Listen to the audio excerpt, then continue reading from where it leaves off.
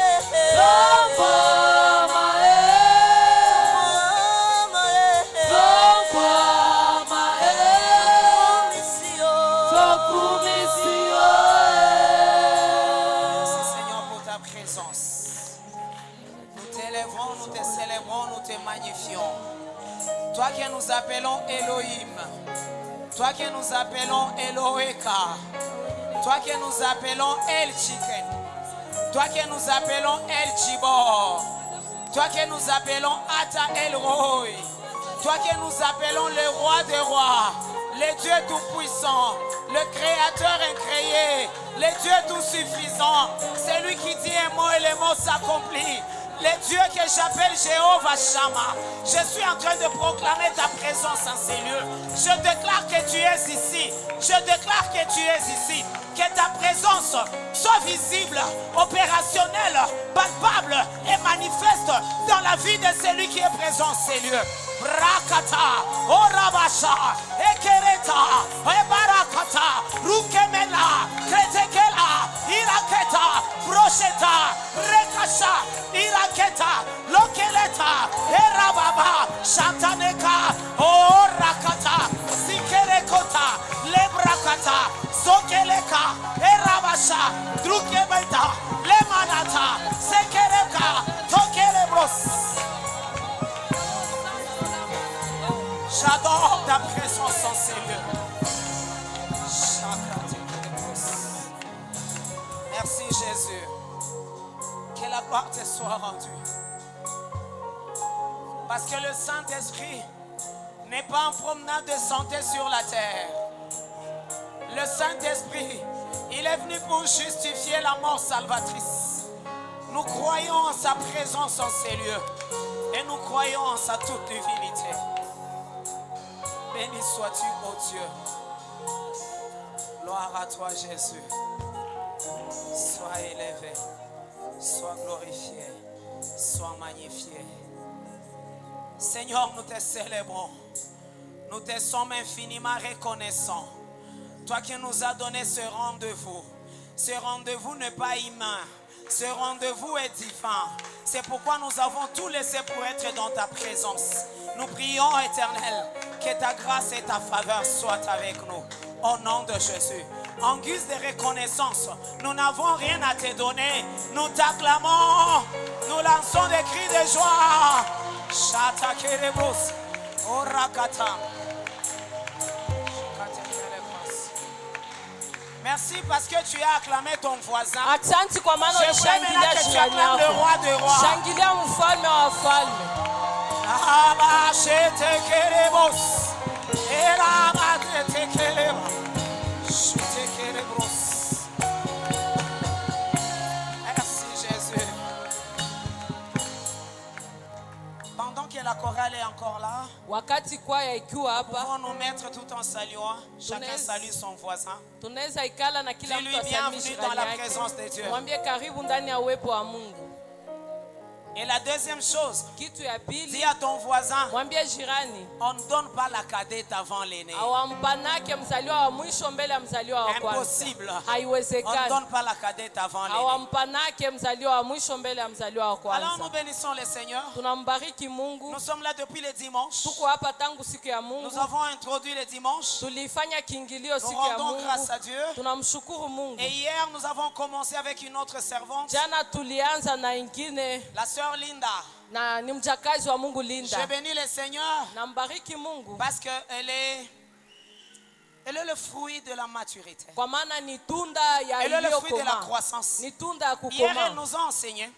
Jana Et alitufunza. elle a dit que Léa, c'est le signe de la maturité. Akasema Lea ni De la kionesho croissance. ya Et kukomala. elle-même, elle est le signe de Léa. Yeye mwenyewe la croissance. anaonesha Lea ambaye Parce qu'elle amekomaa. a été ici à l'Écodie. Alikuwa hapa kwenye shule ya watoto. Elle a grandi, elle est devenue maman ici. Alikomaa na kuwa mama Et hapa. elle est en train de servir Dieu depuis à l'Écodie. Iko namtumikia Mungu kuanzia C'est shule la un signe de watoto. croissance. Ni kionesho ya kukomala. Alors aujourd'hui, nous serons avec elle. Leo tutakuwa naye Et tena. elle sera en train de clôturer avec nous aujourd'hui. Tutakuwa tuko namalizia naye leo. Et demain, nous allons commencer avec la servante de Dieu, le pasteur Rachel. Kesho tutaanza na mjakazi wa Mungu pa Rachel. Alors, sous vos acclamations, Tukishangilia avec honneur, na heshima, je vous invite à accueillir la servante de Dieu. tunawaita kumkaribisha Linda mjakazi wa Mfune. Mungu ambaye anaitwa Linda Mfune.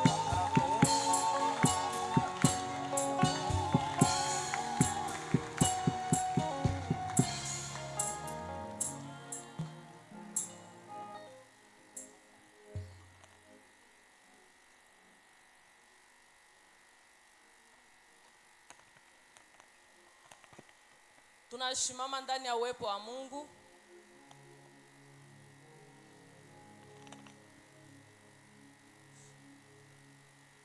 Il y a une forte présence de Dieu ce soir. Kuna nguvu kubwa ya Mungu hii magharibi. Je ne sais pas si tu es en train de le sentir comme moi. Sijue uko naisikia kama mimi. J'aimerais que pendant que nos yeux sont fermés dans la présence de Ningelitaka Dieu, wakati macho yetu nafungwa ndani ya uwepo wa Mungu. Jacob est en train de dire, Yakobo alikuwa anasema il a bâti un hôtel alijenga madhabahu à un endroit qu'il a appelé Pénuel. nafasi ambayo aliita Penueli. Et j'aime ce qu'il est en train de dire. Napenda ile ambayo iko anasema. Il est en train de dire Pénuel parce que Iko anasema mahali hapa j'ai vu l'Éternel face à face niliona Mungu uso kwa uso et ma vie a été changée. na maisha yangu ilibadilika. J'aimerais dire à quelqu'un ce soir Nilitaka ambia mtu mmoja magharibi, que la présence de Dieu uwepo wa Mungu va te faire du bien ce soir. itakutendea mema hii J'aimerais magharibi. dire à quelqu'un ce soir, Nilitaka ambia mtu de la mmoja, même manière, Jacob est en train de jinsi dire, Yakobo alikuwa anasema j'ai vu Dieu et ma vie va changer. niliona Mungu na maisha yangu J'aimerais itabadilika. proclamer et déclarer Nilitaka que tangaza telle na sera la kusema, déclaration de quelqu'un ce soir. ile itakuwa masemi ya mtu J'aimerais mmoja que tu magharibi. commences à connecter ton cœur à Dieu. Nilitaka uanze ambatanisha roho Pendant yako que na nos Mungu. yeux sont fermés dans la présence de Macho Dieu. yako ikifungwa ndani ya uwepo wa Mungu, Je ne sais pas si la chorale peut nous accompagner. kwaya inaweza tusindikiza. Otikali kolopo lele masia. Connecte ton cœur à Dieu ce soir. Ambatanisha roho yako na Mungu hii magharibi. Anderele boshata la baba babosha. Tu es le Dieu présent ce soir. Seigneur, nous saluons ta présence en Seigneur. Bien-aimé, ce soir, le ciel est de Dieu est ouvert pour toi. hapa mbingu ya Mungu iko J'aimerais que tu commences à parler à Dieu. Nilitakoanza sema na Mungu. J'aimerais que tu commences à montrer à Dieu ta vie. Nilitakoanza onesha Mungu maisha yako. Jacob se retrouvait à Pénuel. Alijikuta kwenye Penueli. Et en ces lieux, il était en train de réaliser Alikuwa anagundua jinsi que longtemps il a lutté avec Dieu. nyingi alipigana na Longtemps il a combattu avec Dieu. nyingi alipigana. Et ces jours-là, il était en train de dire à Dieu, je réclame ma vraie bénédiction. Si autrefois je volais la bénédiction de mon frère, ce soir je réclame ma vraie bénédiction. Pendant que la mélodie est en train de monter, j'aimerais que tu te connectes au trône de la grâce.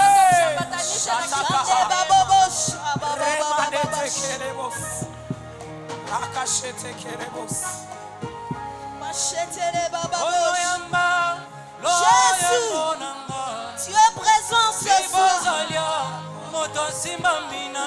Alléluia. La source intarissable, c'est toi, Jésus. J'aimerais que tu le chantes avec moi. Alléluia. L'atmosphère est saturée de la présence de Dieu. L'atmosphère est saturée de la gloire de Dieu ce soir.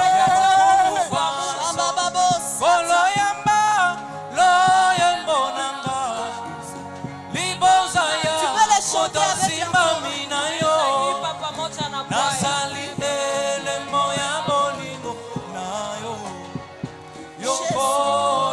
Est-ce qu'on peut y aller avec nos mains ce soir? Est-ce qu'on peut y aller avec nos mains ce soir? Le Dieu qui a laissé son ciel ouvert pour que nos vies soient transformées. Il est présent, Seigneur.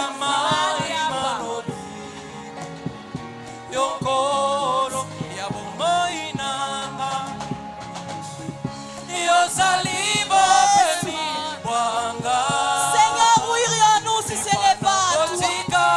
Seigneur, vers qui irions-nous si ce n'est pas à toi? Seigneur, tu as la parole de la vie. Seigneur, tu as la parole de la vie. Ce soir, nous sommes là, Jésus. Connecte-toi ce soir. Connecte-toi au trône de la grâce.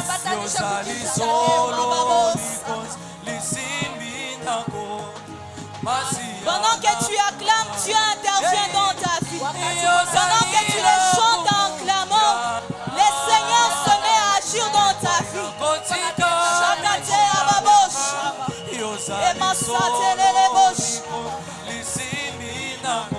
Emmanuel.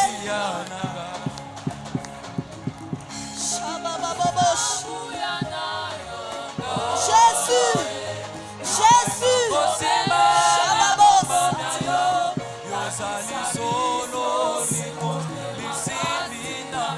La guérison, la délivrance ne viennent pas d'un homme et de toi. Seigneur, la guérison ne vient pas d'un homme et de toi. Seigneur, la visitation ne vient pas d'un homme et de toi. C'est pourquoi nous sommes là ce soir.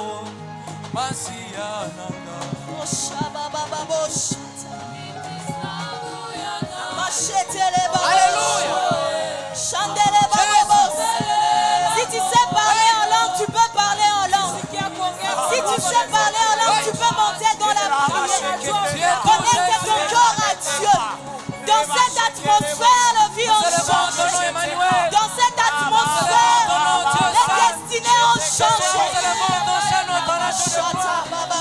Reçois l'adoration,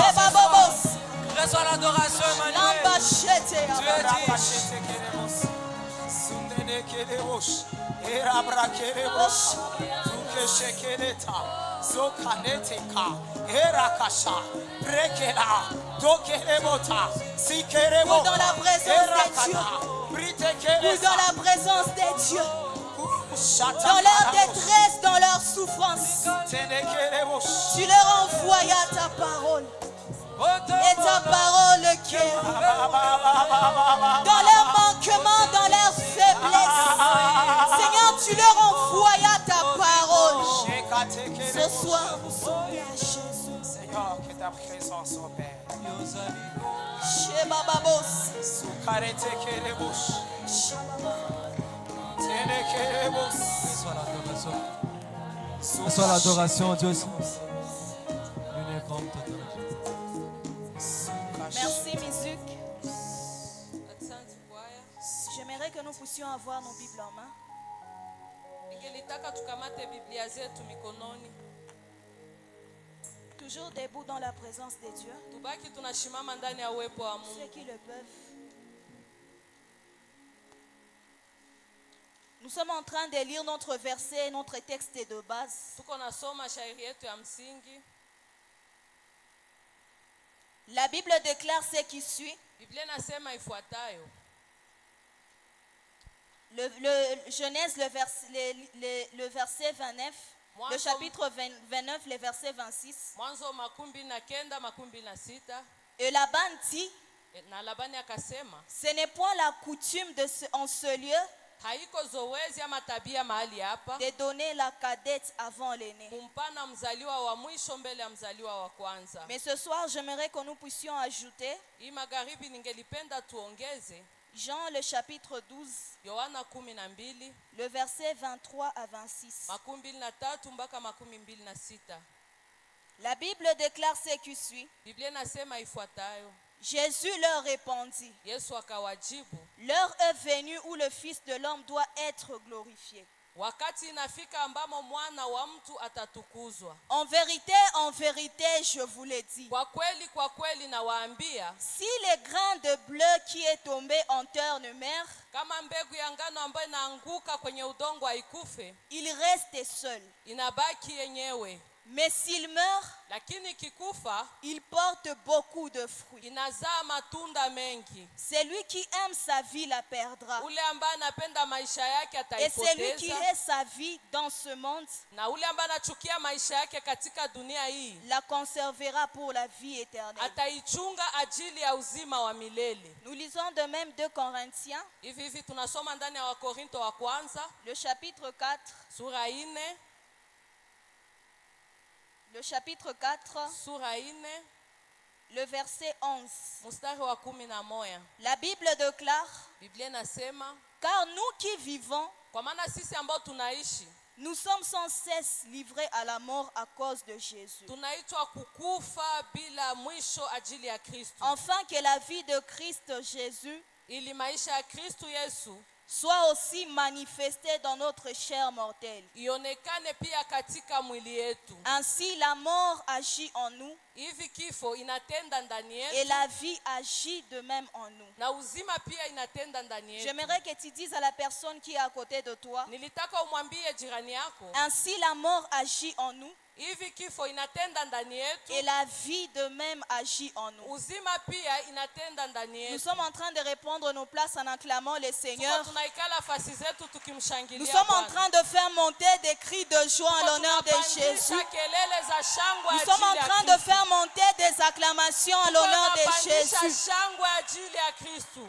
Alléluia. Amen. C'est depuis hier que nous avions commencé, depuis les dimanches, Ni tangu siku ya Mungu njo tulianza. que nous avions commencé notre conférence de femmes. Tulianza kongamani yetu ya wanawake.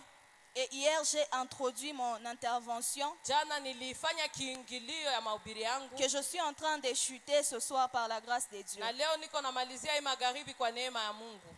Et ma prière est que l'onction de la fin Ombi langu ni kwamba upako ambao nakuwa mwisho puisse agir dans la vie de quelqu'un. itende ndani ya maisha ya mtu moya.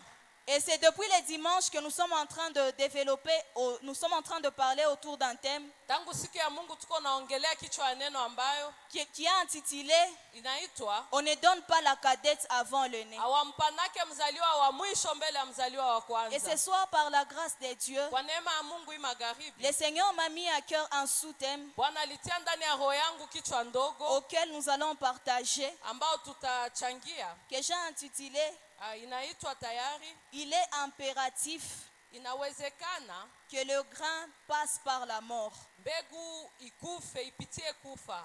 J'aimerais que tu dises à la personne qui est à côté de toi, ningelitaka umwambie jirani yako, il est impératif inawezekana que le grain passe par la mort. mbegu pia ipitie kufa. Et dans le verset que nous venons de lire, Ndani ya shairi ambayo tunamaliza soma, la Bible est en train de dire Biblia iko inasema que si le grain qui a été jeté sur terre kama mbegu ambayo ilitupwa kwenye udongo ne meurt pas, haikufe, il reste seul. inabaki yenyewe. Mais si le grain accepte de mourir, Lakini kama ile mbegu inaitika kukufa, alors il va produire de fruits. hapa itazaa matunda. Pendant que nous étions en train de conclure notre message hier, Wakati jana tulikuwa tunamaliza mahubiri nous yetu, étions en train de dire que Dieu nous a plantés sur la terre comme de semences, de graines, tulikuwa nasema gisi Mungu alitupanda duniani kama vile mbegu, afin que nous puissions produire de fruits pour Dieu. ili tumzalie Mungu matunda. Nous avons dit qu'étant ambassadeurs, Tukasema kama vile mabalozi nous sommes appelés à produire et à produire de fruits pour Dieu. tunaitwa kuzaa na kuzalia Mungu matunda. Et ce soir, Hii magharibi, quand nous sommes en train de parler de la graine, wakati tuko tunaongelea mbegu, automatiquement nous sommes en train de faire allusion à la vie d'un ambassadeur. hapa tunaona maisha ya mbalozi. Nous sommes en train de faire allusion à la vie du chrétien et de l'ambassadeur que nous Tuko sommes. tunaona maisha ya Mkristo na mbalozi ambao tunakuwa. Et dans ce verset, on est en train de nous montrer deux possibilités. Ndani ya shairi wanatuonesha uwezo mbili. La Bible est en train de dire, Biblia iko inasema quand Dieu quand le semeur met la graine, wakati mlimaji anatia mbegu, il y a deux possibilités. kunakuwa uwezo mbili. Il y a des graines qui acceptent de mourir Kuna mbegu ambazo zinaitika et qui kufa produisent de fruits. na zinazaa matunda. Mais aussi, il y a d'autres graines Lakini zingine mbegu qui refusent de mourir zinakataa et kufa par conséquent, ils restent seuls. na zinabaki zenyewe. Bien-aimés dans le Seigneur, Mpendwa katika cela nous Kristo, révèle les deux types de chrétiens que nous avons dans l'église de notre temps. natuonesha picha Wakristo wawili ambao tunakuwa nao ndani ya kanisa ya D'un wakati. côté, il y a des chrétiens qui acceptent de mourir Basi mwa Wakristo wanaitika kufa pour produire des fruits pour Dieu, ili wamzalie Mungu matunda. pour que par leur vie, plusieurs personnes viennent au Seigneur. Kupitia maisha yao watu wengi wakuje kwa Et il Mungu. y a une autre catégorie de chrétiens, Kuna Wakristo wengine ce sont les gens qui refusent de mourir wale wanakatala kufa et qui par conséquent restent seuls. na wanabaki tu wenyewe. Ma prière ce soir, après l'écoute de ces messages, Kisha kusikia hii mahubiri que magharibi, Dieu te mette dans la catégorie ombi langu Mungu akutie de ceux qui vont accepter de mourir à eux-mêmes, miongoni mwa wale ambao de ceux qui wataitika vont kufa, accepter de mettre leur vie sur l'autel de Dieu, wale ambao wataitika kutia maisha yao kwenye afin que madhabahu leur ya vie Mungu, puisse produire de fruits pour Dieu. ili maisha yao imzalie Mungu Bien-aimé, matunda. longtemps tu as été dans l'église. Siku mingi ulikuwa ndani ya Il y a kanisa, longtemps tu as reçu Jésus. siku mingi ulimpokea Mais Kristo. jusque-là, ta vie n'arrive pas toujours à produire pour Lakini Dieu. mpaka sasa maisha yako haimzalie J'aimerais Mungu qu'à la matunda. fin de l'écoute de ces messages, Ningelitaka kwa mwisho wa que kusikia hii Dieu mahubiri, mette fin à ce cycle d'infertilité dans ta vie Mungu amalizishe hii kutokumzalia et matunda ndani ya que Dieu maisha te yako, mette dans le rang des gens akutie kwenye mstari ya watu qui vivent pour les intérêts de Dieu ambao wanaishi kwa faida ya et qui Mungu donnent des fruits pour Dieu. na wanampatia Mungu Si tu matunda. le crois, tu vas acclamer le Seigneur avec Kama moi unaamini ce soir. utashangilia Mungu pamoja nami magharibi. On ne donne pas Léa avant Rachel. Hawezi kumpana Lea mbele ya Raheli. Quel est notre thème? Hii ni kichwa yetu ya Et neno. ce soir, j'aimerais parler de Léa Hii magharibi ningelipenda kumwongelea Lea comme l'image de la vie spirituelle du chrétien. kama vile picha ya maisha ya kiroho ya Ce Mkristo. soir, j'aimerais parler de Léa Hii magharibi ningetaka kuongelea comme Lea l'image du spirituel dans la vie du kama chrétien. picha ya kiroho ndani ya maisha ya Mkristo. Vous savez, frères et sœurs, Mnajua ndugu kaka na si on dada, veut aller très loin dans notre service pour Dieu, taka kwenda mbali ndani ya kazi yetu kwa Mungu, il y a certaines choses que nous devons préalablement comprendre. kuna vitu ambavyo mbele tunapaswa kuelewa, Sinon, nous serons en train de servir Dieu mal na kama iko hivi tutamtumikia et nous Mungu serons en train mbaya, de passer à côté de notre na mission sur tutakuwa la terre. tunapita mbali na kazi yetu. Parce que l'église de notre temps, Kanisa ya wakati yetu nous avons inversé les choses. tulibadilisha mambo. Je veux dire à quelqu'un ce soir, Nilitaka ambia mtu mwai le magharibi, problème n'a jamais été shida haiyakuwa kamwe d'avoir Léa et Rachel. kuwa na Lea na Ce Raheli. n'est pas ça le problème de Dieu. Haiko hicho shida ya Mungu. Quelqu'un qui viendra te dire, Mtu ambaye atakia kuambia, quelqu'un qui viendra dire à Jacob mtu ambaye atakia mwambia que Dieu Yakobo, veut seulement que tu épouses Léa, Mungu anataka refuse Rachel, na umkatale Raheli, il sera en train de taper à côté. watakuwa wako Le wanakuongoza problème vibaya. de Dieu Shida ya n'a Mungu jamais été que nous ayons Léa et Rachel. hayakuwa tuwe na Lea na Mais Raheli, le problème de Dieu, lakini shida ya c'est quand Mungu nous faisons de Rachel l'aîné wakati et tunafanya nous Raheli kuwa faisons de Léa mkubwa la cadette. na Lea anakuwa Dans mdogo. l'ordre des choses, Ndani ya heshima ya vitu, quoi que nous allons épouser Léa et Rachel, hata kama tutaoa Dieu Lea na veut que Rachel, Léa demeure l'aîné. Mungu anataka Et Lea Dieu abakie veut que mkubwa. Rachel, bien que c'est à elle que notre cœur est attaché, Hata kama ni Raheli ndiye que wewe Rachel tunapenda, reste à sa place. Raheli abakie nafasi yake. L'objectif de mon message ce soir, Lengo ya mahubiri yangu c'est de magharibi ramener Rachel à sa ni place kumrudisha et Raheli de nafasi ramener yake Léa à sa na place. kumtia pia Lea Parce que nafasi pour qu'il yake. ait déferlement de bénédiction de Dieu, Kwa maana ndani ya baraka za Mungu, pour que nous puissions vivre le maximum dans les services de ili Dieu, tuishi yote ndani nous ya kazi ya devons Mungu, respecter la coutume du ciel. tunapaswa Et la heshimu coutume kanuni du za ciel, mbingu, c'est veut que na kanuni ya Léa Mungu demeure inapenda l'aîné et Rachel soit la cadette. Lea abakie wa kwanza na Rachel akuwe J'aimerais que nous mdogo. puissions noter ceci. Ningelitaka tuandike hivi, La vie de l'homme a deux dimensions. maisha ya mtu inakuwa na ngazi mbili. La vie de l'homme est d'abord spirituelle Maisha ya mtu inakuwa kwanza kiroho, et la vie de l'homme est de même physique. maisha ya mtu inakuwa pia kimwili. La vie de l'homme a deux dimensions. Je Maisha ya disais. mtu inakuwa na ngazi mbili. L'homme est spirituel Mtu anakuwa et kiroho deuxièmement l'homme est physique. na ya pili mtu anakuwa kimwili. L'homme est spirituel parce que la Bible est en train de dire Mtu anakuwa kiroho kwa maana Biblia iko inasema dans Job le chapitre 2 le verset 8, ndani ya Yohana 2:8, en réalité dans l'homme c'est l'esprit. kwa kweli ndani ya mtu ni C'est roho. qu'au-delà de ce que les apparences nous Ni montrent, kusema zaidi ya ile ambayo au-delà de ce que nous inatuonyesha, voyons, zaidi ya ile ambayo la Bible tunaona. nous dit dans Job Biblia inatuambia ndani ya qu'en Ayubu, réalité dans l'homme c'est l'esprit. kwa kweli ndani ya Donc mtu ni vouloir roho. se concentrer sur la vie Ni physique kusema kutaka sans penser à la vie spirituelle, bila kuwaza maisha ya c'est déjà kiroho. être désorienté sur le chemin de la Kukuwa destinée. nje ya njia ya kwenda Et pour ceux nafasi qui yako. sont en train d'écrire, j'aimerais que nous puissions noter Kwa wale ceci. ambao wako naandika, ningelitaka tuandike hivi: Nous avons été conçus dans la pensée de Dieu, tulifanyiwa ndani ya mawazo ya Mungu, nés par l'Esprit de Dieu. tukizaliwa na roho wa Mungu. Ça, c'est la dimension spirituelle de la vie de Hii l'homme. ni ngazi ya kiroho ya maisha ya mtu. C'est là que la Bible est en train de dire dans Jérémie Hapa 1, ndipo Biblia iko nasema ndani ya Yeremia avant que je 1, ne t'eusse formé dans le ventre de ta mère, japo nilikuwa si ya kufanya ndani ya tumbo ya je mamako, t'ai connu nilikujua et je t'ai établi. na nikakuweka.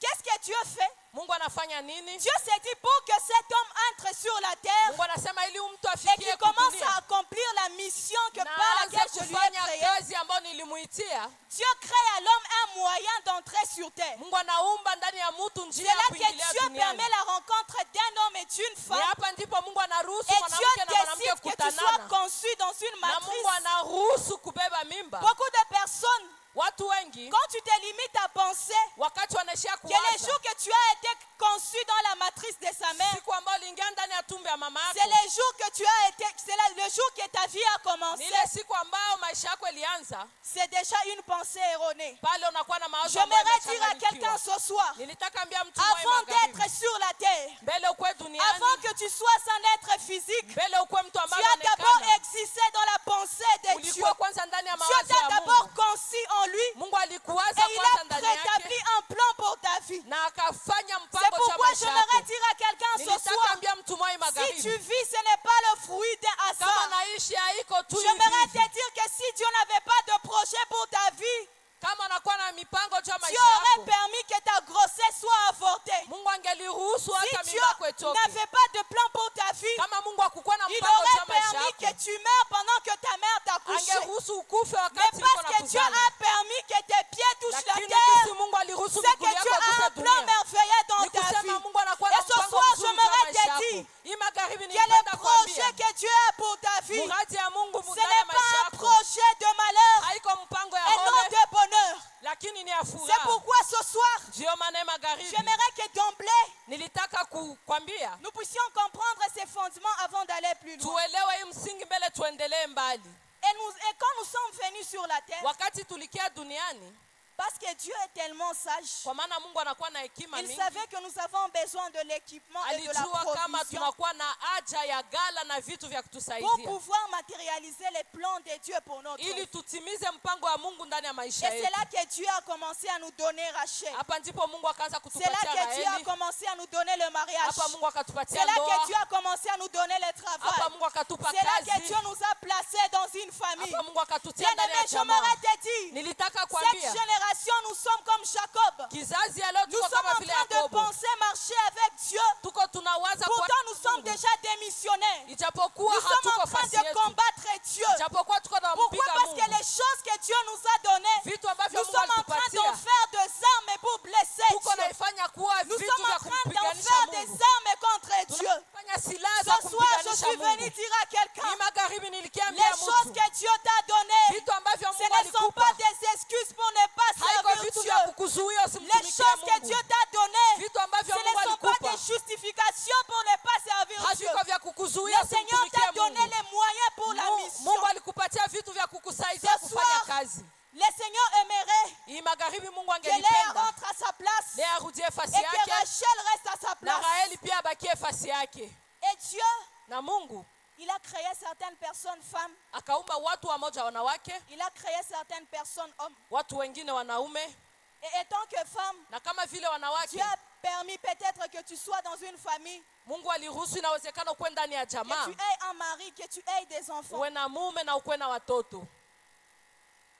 Ce sont des provisions que Dieu t'a données. Ni vitu vya kusaidia ambayo Mungu alikupatia. Mais vu que chaque vie, chaque dimension de la vie de l'homme Kila maisha na kila ngazi ya maisha ya mtu a des devoirs et des obligations, inakuwa na shurti na jukumu. souvent la femme se retrouve en train de heurter un problème. Inakuwa mara mingi mwanamke anajikuta na kutanana na Il y a shida. conflit de rôle, il y a plusieurs responsabilités qui vont avec la vie de mère, la vie de femme. Anakuwa na jukumu mingi kama vile mama na mwanamke. Que souvent nous nous retrouvons déséquilibrés. Mara mingi tunajikuta hatuweze Nous kubakia fasi perdons moja. l'équilibre par rapport à notre vraie identité. Tunapoteza usawa kufatana na anwani yetu ya kweli. Chères femmes, ce soir, j'aimerais nous dire, Wanawake wapendwa, hii il magharibi sera nilitaka difficile tuambia, que nous puissions aller loin avec Dieu haitawezekana twende mbali si na on Mungu n'arrive pas à redéfinir notre identité en kama Dieu.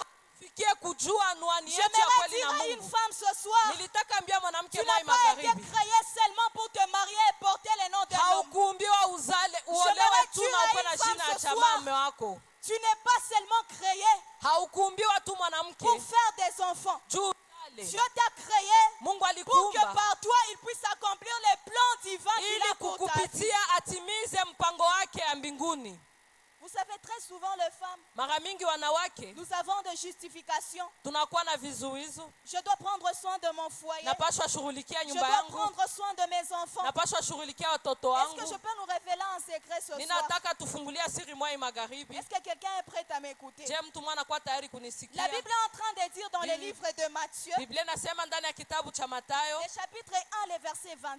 1:12, La Bible est en train de dire Biblia iko inasema que quand Marie est tombée enceinte de Dieu, wakati Maria alipokea ujauzito kutoka kwa quand elle Mungu, a porté la grossesse de Dieu, wakati alipokea Du mimba Saint-Esprit. ya Mungu ya Roho la Bible Mtakatifu, dit que Joseph commençait à concevoir dans son cœur de quitter Marie. Biblia inasema ndani ya roho ya Yusufu akaanza waza kumkimbia Mais Maria. pendant que Marie n'était pas informée, Wakati Maria alikuwa ajue, pendant que Marie ne savait pas ce qui clochait dans son cœur, wakati Maria alikuwa la ajue ile Bible ambayo inaingia dit ndani il y ya a roho yake, un ange qui est apparu Biblia inasema et malaika qui a parlé alimtokea à Joseph. akaongea na J'aimerais Yusufu. dire à une femme ce soir, Nilitaka ambia mwanamke mwe arrête de magharibi, dire à Dieu, acha je kumwambia prends Mungu, soin du mari que tu m'as niko donné. nashughulikia Je mume ambao prends soin des nipatia, enfants que tu m'as donné. nashughulikia watoto ambao J'aimerais dire à nipatia. une femme ce soir, Nilitaka ambia le mwanamke Saint-Esprit magharibi, est capable de garder ton foyer Roho puisque tu le Mtakatifu peux. anaweza Pendant kuchunga que ndoa Marie ne yako. savait pas, Wakati Maria les alikuwa plans qui ajue étaient conçus dans le cœur de ile Joseph, ambayo alikuwa mpango Dieu ndani ya dans roho sa ya Yusufu, sagesse, Mungu ndani ya il hekima a yake révélé à Joseph akamfunulia et lui a dit Yusufu ne quitte pas Marie. na akamwambia usimwache J'aimerais te Maria. dire, Nilitaka quand tu kuambia prends la décision de servir Dieu, wakati tu es en unakamata train ndoa de ya construire une kumtumikia muraille Mungu, autour de ton Mungu foyer. anajenga vibambazi Aucun juu ya vent de ndoa yako. l'ennemi,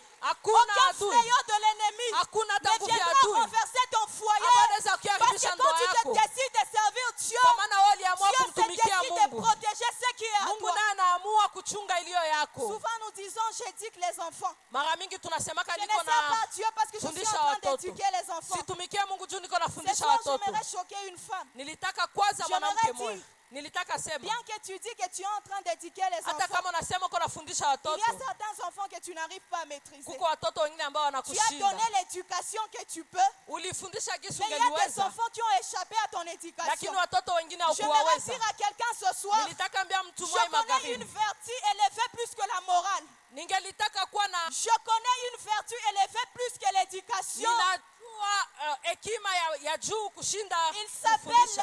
s'appelle la vertu de Dieu. Inaitwa hekima ya Mungu. Quand tu te décides de servir Dieu, Wakati unaamua Dieu kumtumikia va Mungu, inculquer à tes enfants Mungu anataka une tia ndani ya éducation watoto pas wako comme les hommes la donnent. adabu Dieu isiyo va kwa inculquer à kawaida. tes enfants Mungu anaweza weka une ndani ya watoto morale que wako l'éducation civique ne peut pas leur donner. akili ambayo kimwili C'est pourquoi je veux haingeliwapatia. déclarer dans le nom Sio maana de nataka Jésus, sema kwa jina la toi qui Yesu, as décidé de servir wao Dieu, waliamua kumtumikia que Mungu. Dieu garde ta famille, Mungu achunge jamaa que Dieu yako. conserve ta famille, Mungu achunge que jamaa la yako. main de l'ennemi Mikono ya adui n'ait pas une main mise sur ta famille. Si isiweze kugusa tu le jamaa crois, yako. tu vas acclamer avec moi. Kama unaamini utashangilia na Ce mimi. soir, le Seigneur m'a envoyé Bwana alinituma hii prier magharibi vers les Esther, nilalamike na Waesteri, les gens que Dieu a établis dans la royauté, watu ambao Mungu alitia kwenye les ufalme, gens à qui Dieu a donné de racheter. watu ambao Mungu alipatia Mais Maraheli. une fois là où Dieu les a établis, Wakati Mungu ils aliwaweka ont été nafasi, démissionnaires. wakatoka Ils ont nafasi, oublié les plans de Dieu pour leur vie. wakasahabu mpango ya Ce Mungu juu ya soir, le maisha yao. Seigneur m'a Ni envoyé magharibi Mungu dire alinituma aux Esther niambie de Waesteri se réveiller. Sinon, walamuke, s'ils ne se réveillent na pas, kama hawalamuke Israël périra. Israeli Pendant que nous itakufa. sommes dans le sommeil, Wakati huu tuko pendant que ndani ya nous sommes dans la usingizi, jouissance, wakati tuko ndani ya il y a furaha, Aman qui est en train de persécuter l'église. nama niko natesa Il y a kanisa, Aman qui est en train de faire des plans contre l'église. nama niko nafanya Et mipango ce soir, kusumbua le Seigneur kanisa. m'a envoyé Hii magharibi Bwana de dire à alinituma une Esther, kumwambia Estere il est moja, temps que tu dises, ni wakati je useme vais me lever et nitashimama faire la mission pour laquelle na Dieu m'a kufanya établi. kazi ambayo ulinitilia Ce nafasi. soir, Hii magharibi Une Esther doit se lever Estera moja et atasimama dire, je rentre dans mes na fonctions. anasema ninarudia ndani ya Est-ce kazi qu'il y a des zangu. femmes de la race d'Esther Je, ce kuna soir? wanawake ambao Esther, comme wanafanana une na Esther. vaillante, est en train de dire.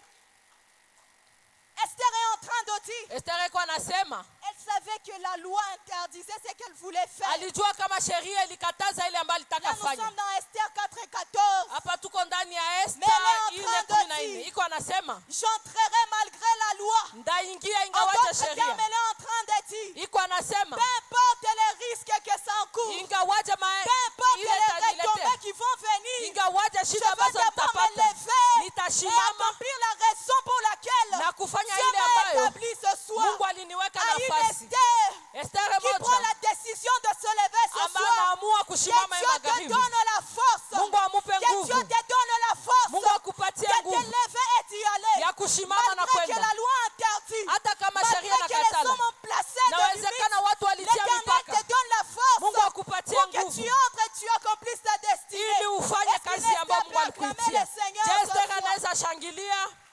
La mort dont on est en train de parler dans ce passage, c'est la mort à soi-même.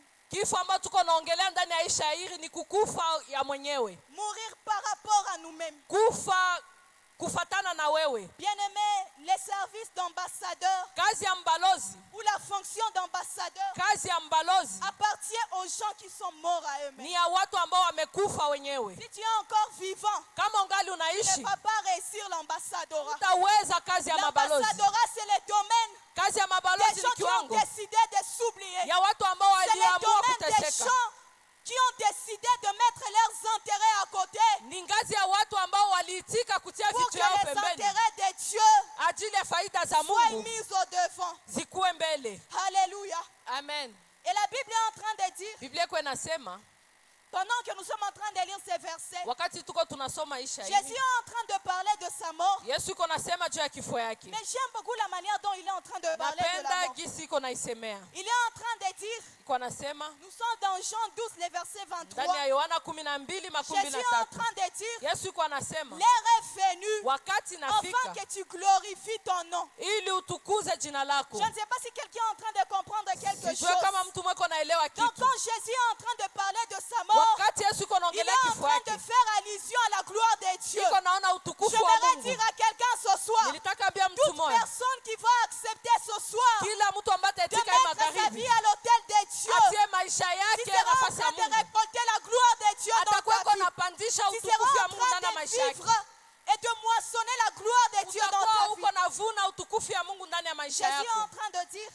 anasema si quelqu'un veut venir à moi, kama mtu anataka qu'il nifata renonce à lui-même, qu'il ajikatalie se charge de sa croix na akamate et msalaba qu'il me wake suive. na anifate. J'aime beaucoup parce que Jésus jusque-là, Napenda kwa maana mpaka hapa il Yesu ne dit pas qu'est-ce qui viendra après ça. aseme nini itakuya kisha ile. J'aimerais dire à quelqu'un, Nilitaka mbia mtu moya, la Bible est en train de dire, Biblia iko inasema car tous sont péchés wakati wote walifanya et sont dhambi privés de la gloire de Dieu. na wakatengwa na Là, utukufu wa nous sommes Mungu. dans Romains, le chapitre 3, le verset Ni 23. ndani ya Waroma 3:23.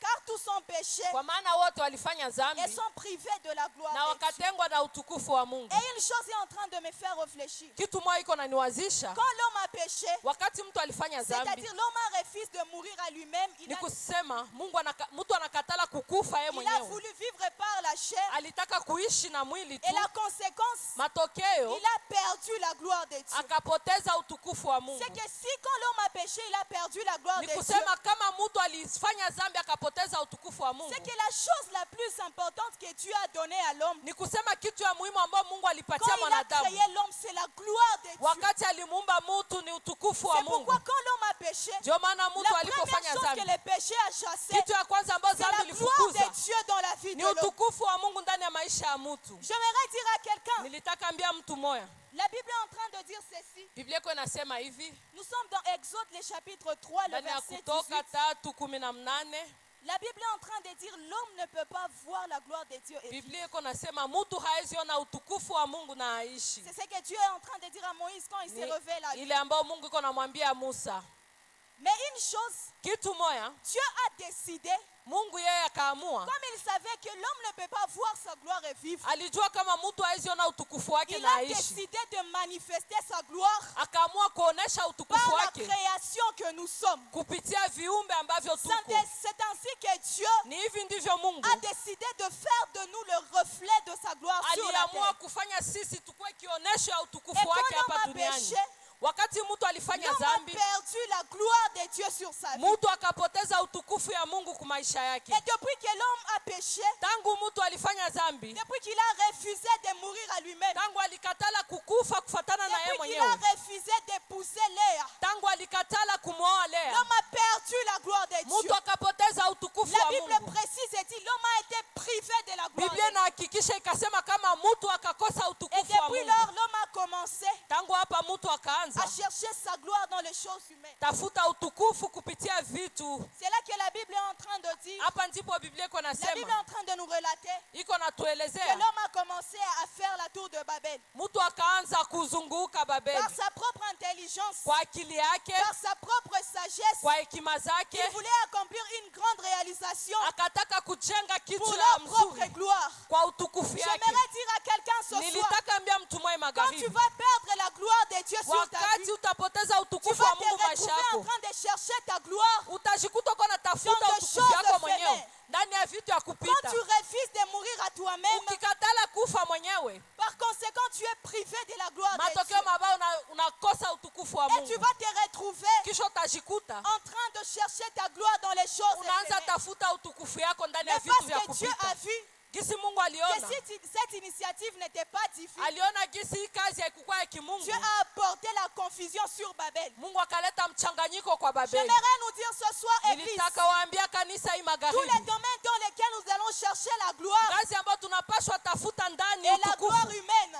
na utukufu ya mtu. quand nous serons en train de chercher la gloire Wakati tutakuwa natafuta utukufu par le péché et la rébellion contre Dieu, kupitia dhambi na kujitenga na la Mungu, Bible est en train de dire Biblia iko inasema que tout ce qui n'a pas été élevé par Dieu yote ambayo haikuinuliwa na Mungu est abomination devant ni Dieu. dhambi mbele ya Mungu. Je ne sais pas qu'est-ce que Dieu t'a promis. Sijue nini Mungu alikuahidia, Je ne sais pas qu'est-ce que Dieu a dit qu'il va faire sijue avec. nini Mungu alisema atakufanyizia. Mais j'aimerais inviter quelqu'un ce soir Nilitaka ita mtu mwai magharibi à mourir à soi-même. akufe kwanza mwenyewe. J'aimerais inviter quelqu'un ce soir Nilitaka ita mtu moya à attendre fidèlement la réalisation de ce que Dieu a dit. achunge ndani ya uaminifu utimilifu ya ile ambayo Mungu De alisema. quelconque manière, tu vas chercher Gisi utatafuta à ta propre gloire. utukufu yako, Tu seras privé de la gloire de Dieu. utatengwa na Et utukufu wa j'aimerais te Mungu. décourager en te disant Nilitaka kuvunja moyo que la gloire nikikwambia que ce monde donne, utukufu ambao c'est dunia une gloire inapana de courte durée. ni utukufu ya La wakati gloire que kidogo,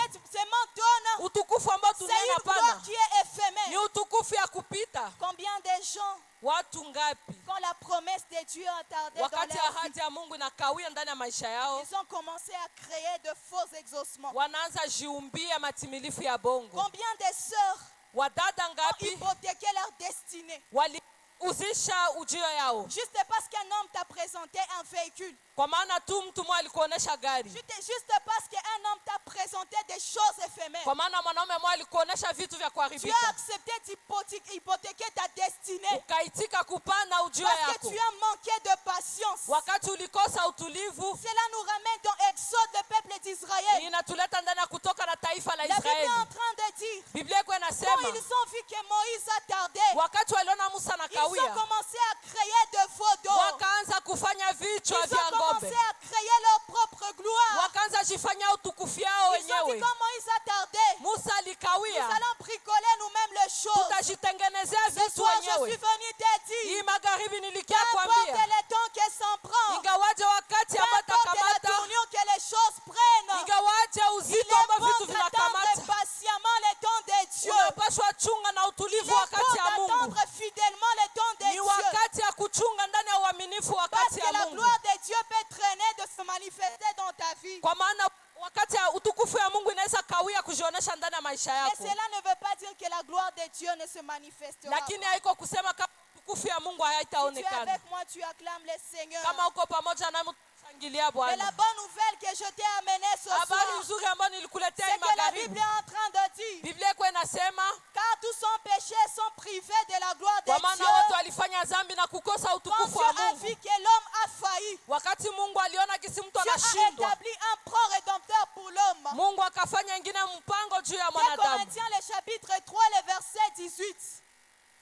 La Bible est en train de dire Biblia iko inasema que Dieu a envoyé Jésus Mungu alimtuma Yesu, afin que par Jésus, kupitia Yesu la gloire de Dieu soit restaurée dans l'église. utukufu wa Mungu irejeshwe La ndani ya gloire de kanisa. Dieu qui autrefois était bannie. Utukufu wa Mungu ambao La gloire iliharibika, de Dieu qui autrefois était perdue. utukufu ambao kumbele Jésus, quand tu ilipotea. l'es venu, Yesu la alipokuja, Bible est en train de dire, Biblia iko le inasema voile du temple s'est déchiré. pazia Le voile qui nous ikapasuka, empêchait d'atteindre la gloire de pazia Dieu. ambayo ilikuwa natuzuia kufikia Le voile utukufu wa qui nous Mungu, privait l'accès ambayo ilikuwa à la natuzuia gloire de tusiingie Dieu ndani ya utukufu wa Mungu, a été restauré. ikarejeshwa Et ce tena. soir, j'aimerais dire à Hii quelqu'un, magharibi nilitambia, si tu peux te glorifier de quelque chose, ukitaka jitukuza juu ya kitu, glorifie-toi de la mort de Jésus. jitukuza juu ya La kifo Bible ya est en Yesu. train de dire, Biblia iko Dieu inasema nous a bénis de toutes sortes de Mungu bénédictions alitubariki na en baraka za aina Jésus-Christ zote notre ndani Sauveur. ya Yesu Je Kristu suis en mwokozi train wetu. de dire à quelqu'un Niko naambia mtu que par mmoja, la mort de Jésus, kupitia kifo ya nous sommes Yesu de nouveaux bénéficiaires de la gloire de Dieu. tunafaidika tena na C'est utukufu pourquoi wa Mungu. anticipativement, Njoo maana mbele j'aimerais déclarer sur quiconque est en Seigneur nilitaka sema juu ya qu'il kila y a une mtu saison ambaye de la hapa, gloire qui se déclenche dans sa vie. wakati ya utukufu ambayo Et inaanza c'est ndani ya là maisha dans le nom yako, de Jésus. ndani ya jina la Les Yesu endroits Kristu. où tu ne voyais pas la gloire de Dieu, Basi ambao ulikuwa uone utukufu wa Mungu, je déclare au nom de Jésus nasema kwa jina la que la Yesu gloire de Dieu soit manifeste dans ta vie. utukufu wa Mungu ionekane ndani ya maisha yako. Selon le grec, Kufatana na Kigiriki, la gloire de Dieu sous-entend deux mots. utukufu wa Mungu inasikilika ndani ya neno Pour ceux qui mbili. sont en train d'écrire, Kwa wale ambao wako wanaandika, la première pensée, wazo ya kwanza, la gloire de Dieu veut dire doxa. utukufu ya Mungu inasema doxa. Et la première pensée, Wazo ya kwanza c'est la renommée. ni heshima. Quand les Grecs parlent doxa, Wakati wa Greki wanaongelea la doxa, première chose qu'ils sous-entendent, kitu ya kwanza ambao c'est wanasikia la renommée. ni heshima. Quand Jésus vient sur la terre, Wakati Yesu anakuja duniani, Jésus vient dans la mission que Dieu lui a donnée. anakuja ndani ya kazi ambayo Mungu Et alimpatia. le diable, sachant Shetani que la akijua gloire de Dieu est une nécessité dans la vie de kisi Jésus, utukufu ya Mungu ni ya muhimu ndani ya maisha ya Yesu, le diable se présente à Jésus dans Matthieu 4. Shetani anakuja mbele ya Yesu ndani ya Il est Mathayo en train 4, de lui proposer la gloire de la terre. anaanza mpatia utukufu ya Il est dunia. en train de lui dire, je te donnerai tout le royaume de la terre et leur gloire. Anamwambia ndakupatia ufalme yote ya ulimwengu, Mais Jésus n'a pas cédé lakini Yesu parce qu'il hakuachilia. savait son héritage en Jésus. Alikuwa anajua urithi yake Ce ndani ya soir, Kristo. j'aimerais dire à quelqu'un Hii magharibi nilitambia que mtu quand la gloire de Dieu ndani ya descend sur nous, utukufu wa Mungu il inashuka y a ndani des yetu. choses qu'on ne va pas chercher par des méthodes humaines. Kuna vitu ambavyo Il y a des hatutatafuta na choses qu'on tabia ne za va pas kidunia, recevoir du diable. vitu ingine Mais ce hatutapokea sont des kutoka kwa choses qui vont shetani, marcher avec lakini ni vitu ambavyo vitatembea nasi. Nilitaka Les kwambia dons n'est pas à courir derrière la renommée. vipawa haviko vya kukimbilia Parce juu ya que Jésus kujulikana, n'a pas couru derrière la renommée. kwa maana Mungu hakukimbilia Jésus, kujulikana. par sa mission sur la terre, Yesu kupitia il kazi n'était yake pas en train duniani de faire sa propre publicité. hakukuwa anajitangaza Mais mwenyewe, parce que c'est quelqu'un qui a accepté de mourir lakini kisi ni mtu ambaye aliitika pour kufa vivre pour Dieu. na kuishi juu La ya Bible est en Mungu. train de dire Biblia iko que sa inasema renommée s'est accrue jina lake à cause de likapanuka ses bienfaits. juu ya Sa matendo yake renommée allait mema. de lieu en lieu. Jina lake Jésus lienda ne fasi fournissait yote. pas des efforts. Yesu Je suis hakukuwa en anafanya train de kazi dire à un sana. ambassadeur ce Niko soir, namwambia mbalozi mwe la renommée magharibi, c'est ton partage. jina lako Pour ni quiconque qui yako. va accepter de mourir, Kila mtu ambaye afin atatika que Christ kufa vive dans sa vie, ili Kristo aishi ndani ya maisha la yake, renommée va t'accompagner. heshima Parce que quand la itakusindikiza. gloire de Dieu descend sur nous, Wakati utukufu wa Mungu ce sont des unashuka, choses qui sont attachées à la gloire ni de vitu Dieu. ambavyo vinaambatana na utukufu wa Mungu. Alléluia. Amen. Le problème c'est que Shida ni kwamba nous cherchons la gloire tunatafuta utukufu pour notre propre nom. juu ya jina yetu. Le problème c'est que Shida ni kwamba nous cherchons la gloire de Dieu tunatafuta utukufu wa Mungu pour que les noms de nos familles soient juu connus. jina ya jamaa zetu zijulikane. J'aimerais dire à quelqu'un une chose Nilitaka ambia importante mtu ce moja soir. kitu magharibi. J'aimerais dire, Nilitaka sema chaque renommée véhicule un message. kila heshima naletaka habari. Il y a une dimension de renommée que Dieu ne peut pas te donner Kuna ngazi ya heshima ambayo Mungu si tu n'es qu'en alikupatia train de chercher tes intérêts. kama uko natafuta Parce faida que quand zako. Dieu te place à un endroit, Wakati Mungu anakutia fasi comme moja, notre Père a l'habitude de le dire, kama vile baba il yetu fait de anasemaka, toi un panneau publicitaire de anakufanya sa gloire. kuwa kibao Donc cha aussi kionyesho. longtemps tu vas chercher la gloire Wakati yote pour que le nom de utatafuta ta famille soit connu, utukufu juu pour jina que ya le jamaa nom kwa de ton julikane, entreprise monte. juu jina ya Tu kazi ne yako vas pas voir la julikane, gloire de Dieu. hautaona utukufu Mais wa quiconque Mungu. va accepter de mourir à lui-même Kila ule ambaye et atatika de kufa mettre sa vie à l'autel de na Dieu, kutia maisha je yake kwenye décrète et je Mungu, déclare au nom de nasema Jésus na kutangaza que la kwa jina gloire la de Dieu Yesu, t'accompagne. utukufu ya Mungu Quand tu isindikize. entreprendras, Wakati que la utaanza, gloire de Dieu accompagne ce que tu feras. utukufu ya Mungu Que isindikize ta ile ambayo renommée utafanya. aille de l'avant. Jina yako ende Pas parce mbele, que tu sois connu, kwa maana pas parce que le utajulikana. nom de ton église soit connu, Hapana juu jina ya mais pour que kanisa yako le nom de julikane, Jésus, lakini juu jina pour la que le Yesu, nom de juu Jésus, jina la pour Yesu, que le nom de juu jina la Jésus, Yesu, pour que le nom de juu jina Jésus. la Yesu.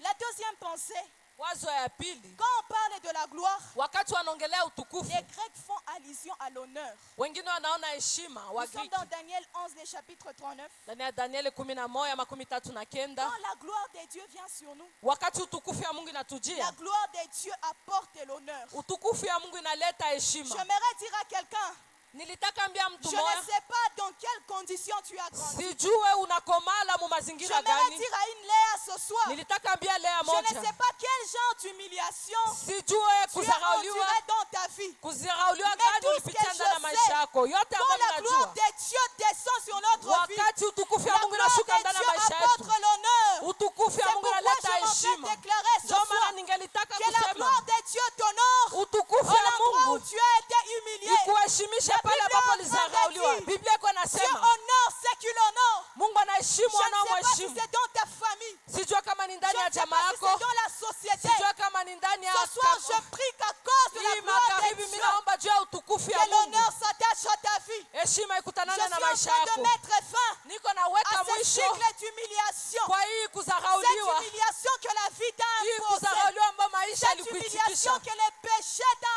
hii imposée. kuzarauliwa ambayo Ce dhambi soir, à cause ilikuitikisha, de la gloire de Dieu, hii magharibi que ajili ya l'honneur utukufu wa s'attache à Mungu, ta vie. heshima Si tu iambatane na crois, tu es maisha en train de yako. le faire.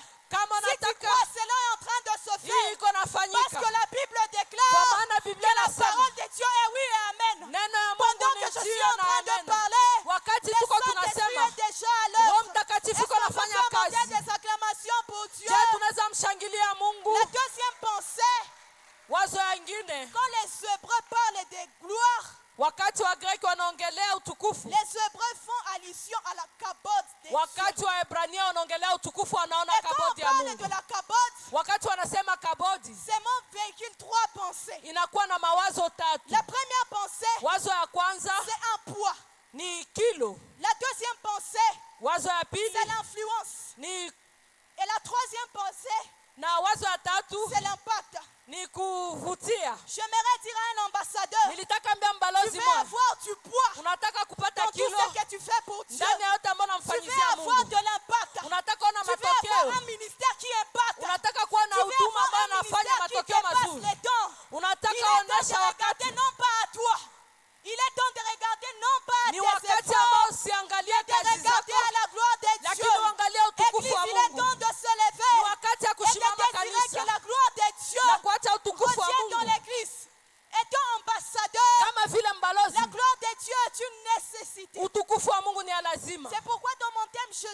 Ndio maana il est nécessaire que le grain passe par la mort. ni ya muhimu mbegu ipitie. Parce que quand le grain Kufa. passe par la mort, Wakati mbegu inakufa, quand le grain accepte de pousser wakati l'air, mbegu inaitika kumoa lea, quand le grain accepte la vie spirituelle, wakati mbegu inaitika maisha ya quand kiroho, le grain au-delà wakati zaidi de se soucier des affaires de la terre, zaidi mbegu ikitika kuangaikia accepte budongo, de se soucier des affaires du royaume, inaitika kushughulikia vitu la vya gloire de ufalme. Dieu est son partage. Utukufu ya Mungu La inatembea gloire de naye, Dieu l'accompagne utukufu ya Mungu dans les inamsindikiza services qu'il fait pour Dieu ndani ya kazi ambayo et dans anamfanyizia tout ce qu'il Mungu entreprend. na yote ambayo anafanya.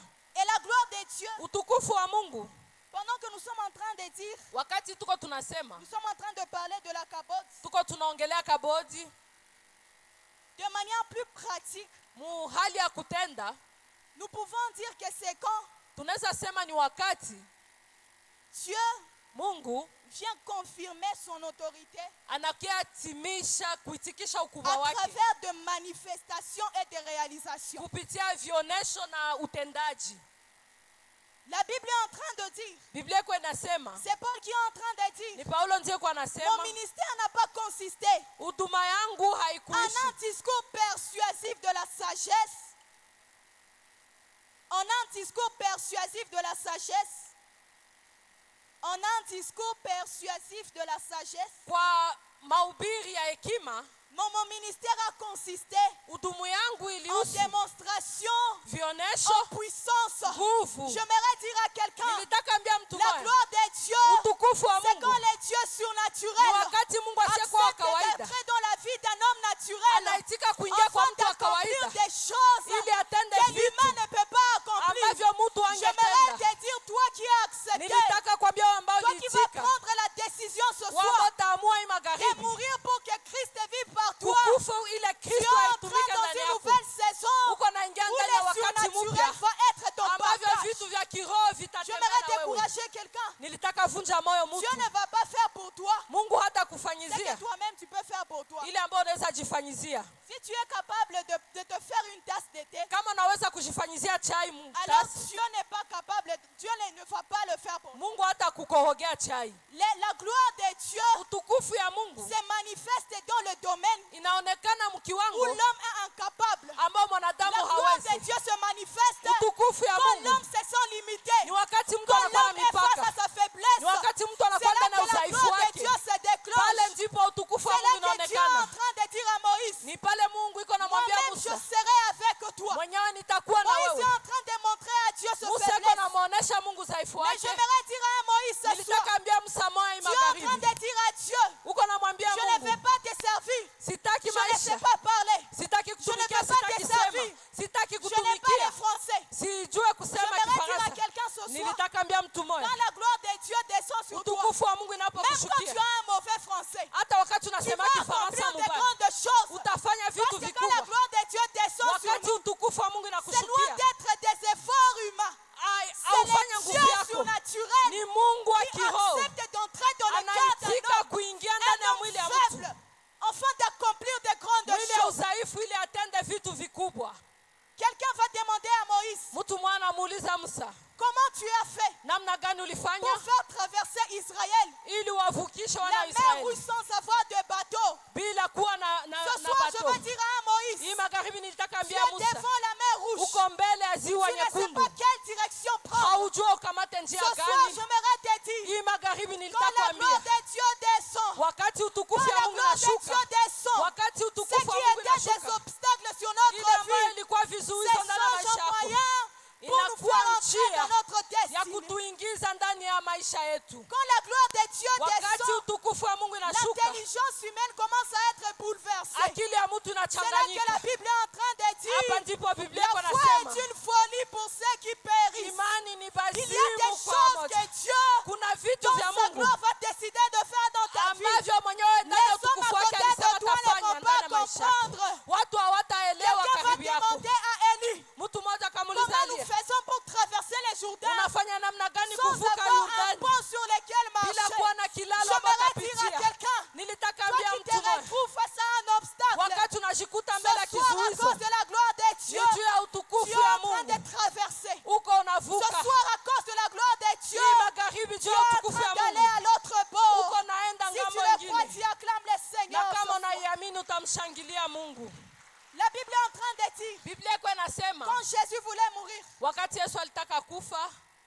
un grand ténèbre s'obscurcit. giza kubwa ikaingia.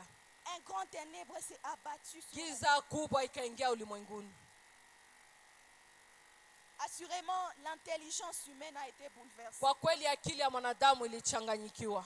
Naturellement, le soleil Kikawaida jua se couche le soir.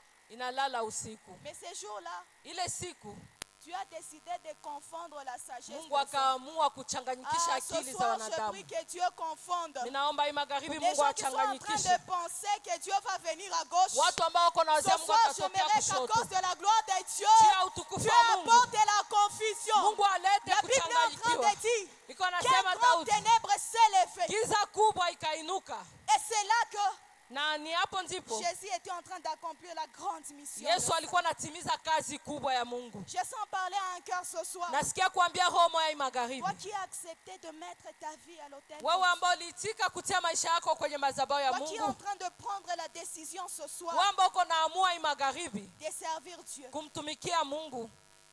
Il peut arriver que tu es en train de traverser Inaweza fikia uko unapitia une période de ténèbres dans ta vie. wakati ambao inakuwa ya giza. Une période où tu ne sais plus comprendre le langage de Wakati Dieu. ambao hauelewe tena lugha ya Une Mungu. période où tu ne sais plus comprendre les choses qui se passent autour de Wakati toi. ambao hauelewi vitu ambavyo vinapitikana ndani ya maisha yako. Nilitaka kuambia Tous les ténèbres de la vie giza zote za maisha ne vont pas dire que la page qui va suivre haiko kusema kama kitabu ambayo sera une inakuya page malheureuse. itakuwa tu ya mubaya. J'aimerais dire à quelqu'un ce soir, Nilitaka ambia mtu il mmoja y a des magharibi, ténèbres dans la vie kuko giza qui maisha viennent déclencher la gloire de Dieu. zinakuya anzisha utukufu wa C'est Mungu. pourquoi je veux dire à quelqu'un, Ndio maana nitaka ambia ne mtu lâche mmoja pas Jésus.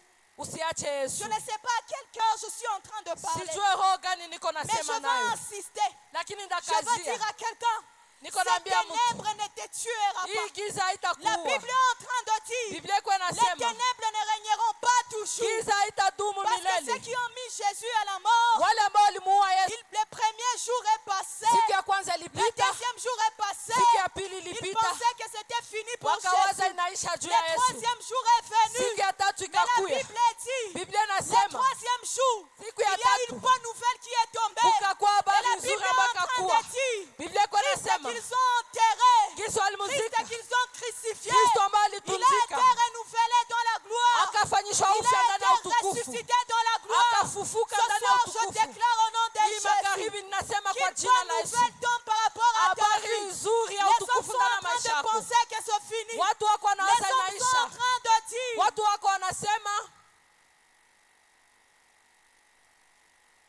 vous savez une chose, Mnajua kitu moya, Dieu n'a pas permis que Jésus meure seulement à la croix. Mungu akuruhusu Yesu akufe tu msalabani, Dieu a permis aussi que Jésus soit enseveli. lakini aliruhusu pia azikwe. Pour les hommes, l'ensevelissement, Kwa wanadamu kuzikwa c'est synonyme que la personne ne peut plus rentrer. ni kusema mtu hawezi rudia Au tena. cimetière, quand on inhume le corps, Huku kwenye makaburi il y wanapozika a ceux mtu, qui disent que c'est ça le vrai deuil. C'est ça. Là, tu comprends que la personne ne va plus watu rentrer. wamoja wanasema injo kilio ya kweli, na unaelewa kama mtu Mais Dieu, hatarudia dans sa tena. sagesse, Mungu ndani ya hekima il a yake permis qu'au-delà de la mort de la croix, aliruhusu zaidi ya kifo Jésus msalaba, soit enseveli. Yesu pia Ce azikwe. soir, j'aimerais te dire, Hii magharibi nilitaka il kuambia peut t'arriver inaweza que fika tu as permis que tu sois enseveli Mungu anaruhusu hata dans uzikwe un domaine de ta vie. ndani ya ngazi mwa Les maisha hommes sont en yako. train de dire c'est fini. Watu wako wanasema Les hommes sont inaisha, en train de dire watu wako qu'est-ce que la wanasema consécration lui a donné. kujiweka Les wafu hommes sont en ilifanya train nini. de dire Watu wako qu'est-ce que wanasema le service de Dieu lui a kazi donné. ya Mungu Ce ilimpatia soir, je suis nini. venu te Hii dire, magharibi nilikia Dieu ne kuambia permettra pas que Jésus Mungu hataruhusu Yesu ressuscite à la croix. afufuke Parce que kumsalaba, la mort de la croix kwa maana mkono wa ne serait msalaba pas très glorieuse sans l'ensevelissement. haitakuwa na Parce que utukufu ça mkubwa bila serait une mort kuzikwa, inachevée. Il itakuwa fallait que utukufu Jésus ambayo soit yenyewe enseveli. inaomba Que Yesu Jésus azikwe. entre sur la terre. Yesu La terre qui azikwe est duniani, l'image de l'humiliation. ambayo inakuwa picha ya La terre kudharauliwa, qui est l'image de moquerie. ambayo inakuwa picha ya La terre kuchekelewa, qui est l'image ambayo ni de ce picha temps où les gens disent ya ile ambao watu c'est fini wanasema pour lui. inaisha Et juu j'aimerais yake. dire, Nilitaka le sema troisième jour, siku ya la bonne tatu nouvelle est tombée. habari nzuri La nouvelle ikaanguka, de la résurrection habari ya est tombée. ufufuko Ce soir, ikakuya. je déclare au nom Hii de magharibi Jésus. nasema Toi kwa qui jina la penses que Yesu, c'est fini pour wewe toi, ambao unawaza une inaisha bonne kwako, nouvelle va tomber dans les jours à nzuri venir. itaanguka siku ambazo Pendant zinakuya. que j'étais en train de prier pour ce jour, Wakati nilikuwa naombea hii vitu, tu. Je sentais un fort fardeau sur moi. Nikasikia mzigo mkubwa juu yangu. Je sentais un poids lourd sur moi. Nikasikia mzigo mkubwa juu yangu. Et l'Esprit de Dieu était en train de me dire Roho wa Mungu alikuwa ananiambia, que ces fardeaux que je suis en train de sentir, hii mzigo ambao niko nasikia ce n'est pas par rapport à moi, haiko juu yangu, mais c'est un langage spirituel de Dieu. lakini ni lugha ya kiroho ya Et Mungu. écoute, ce que l'Esprit était en train de me dire, Sikia ile ambayo Roho alikuwa ananiambia, c'est que ce soir, ni kusema hii magharibi Dieu veut donner à quelqu'un un témoignage. Mungu anataka mpatia mtu ushuhuda. Je ne sais pas dans quel domaine tu as été Sijue enseveli. mungazi gani Je ne ulizikwa. sais pas dans quel domaine tu es mort. Sijue mungazi gani La ulikufa. Bible est en train de dire, Biblia iko inasema Jésus quand il est mort, wakati Yesu les alikufa, voiles du temple s'est déchirées. pazia ikapasuka. Les voiles qui autrefois nous privaient de la gloire de Pazia Dieu. ambao kumbele ilikuwa natutenga na utukufu wa Et Mungu. quand le voile s'est déchiré, Wakati ilipasuka hii pazia, on a eu part à la gloire de Dieu. tukaweza kufikia vitu vya Pendant que Mungu. l'autre fois, quand Moïse Mbele wakati ya Musa, descendait avec la gloire de Dieu, wakati alishuka na utukufu wa Mungu, l'Éternel lui disait de couvrir son visage. Bwana alikuwa anamwambia kufunika uso wake. Ce soir, j'aimerais dire Hii magharibi que nilitaka le sema voile du temple s'est déchiré pazia ya hekalu imepasuka pour que la maison de Dieu ili nyumba ya Mungu soit une maison de solution. iwe nyumba ya Pour que suluhisho, quand la gloire de Dieu va ili wakati descendre, utukufu que ya Mungu les gens utashuka, viennent avec des questions, watu wakiwe na qu'ils rentrent maulizo avec des réponses, na warudie na que les majibu, gens viennent avec des problèmes, watu wakiwe na qu'ils mashida rentrent avec des solutions. warudie na masuluhisho. Ce soir, Hii magharibi la gloire de Dieu. utukufu wa Mungu. Est-ce que la mélodie peut nous accompagner ce soir? Je, kwa inaweza tusindikiza na melodi Toujours la mélodie. hii nyimbo.